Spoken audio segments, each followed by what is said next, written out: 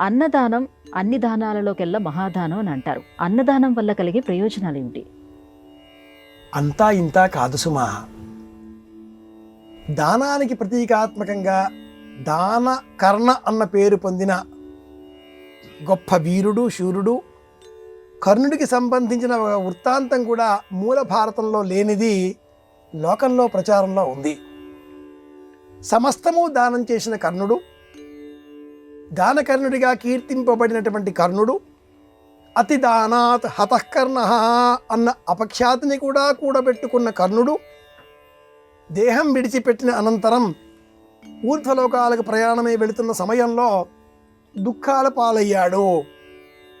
నరకలోక సందర్శనము చేయవలసి వచ్చింది. ఇలా ఎందుకు అని ప్రశ్నించగా అన్నదానం చెయ్యలేదు. ఆ కారణం చేత మీకు ఎన్ని దానాలు చేసినా, సహజ కవచ కుండలముల దానం చేసినా ఉత్తమ లోకాలు లభించవు అనే సమాధానాన్ని అన్నదాన మహిమ చెప్పే సమయంలో ప్రాచీనులు ఈ కర్ణుడి కథను ఒక ఉదాత్తమైన ఉదాహరణగా చెబుతూ ఉంటారు. అన్నదానం అన్ని దానాలలోకెల్లా కూడా శ్రేష్టం. ఇది చెప్పడం కోసం ప్రాచీనులు విశ్వామిత్ర మహర్షి కథను కూడా చెబుతూ ఉంటారు. ఒకనాటి కాలంలో విశ్వామిత్ర మహర్షి తపశ్చర్య చేసే సమయంలో ఘోరమైన క్షామం రాగా అన్నం లేక అలా శోషతో పడిపోతూ ఉన్న విశ్వామిత్రుడు కొంత దూరం వెళ్ళి నేలపైన నిజంగానే పడిపోగా ఆ మార్గాన వెళ్ళే ఒకానొక వ్యక్తి తన వెంట ఉండే సంచిలో నుంచి తీసి కొంత పదార్థాన్ని తినడానికి ఇచ్చాడు. విశ్వామిత్రుడు లేచి కూర్చున్నాడు. శక్తి వచ్చింది. తిరిగి తన ప్రయాణాన్ని కొనసాగించాడు.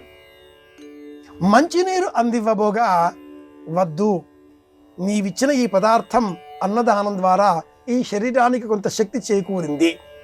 ఈ శక్తి ఉన్నంత వరకు నా అన్నాన్ని నేను అన్వేషిస్తూ వెళ్ళాలి. అన్నన్న పరిచక్షీత తద్వ్రతం ప్రాణో వా అన్నం శరీరమన్నాదం ప్రాణే శరీరం ప్రతిష్ఠితం.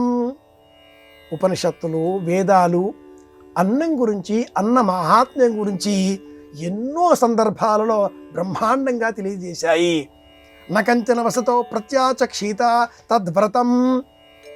ప్రతి వ్యక్తి అన్నాన్ని సేకరించాలి. అన్నం అంటే కేవలం వరి బియ్యాన్ని ఉడకబెడితే వచ్చే పదార్థమే కాదు, శక్తిని అందించే భోజ్య వస్తువు ఏదైనా అన్నమే.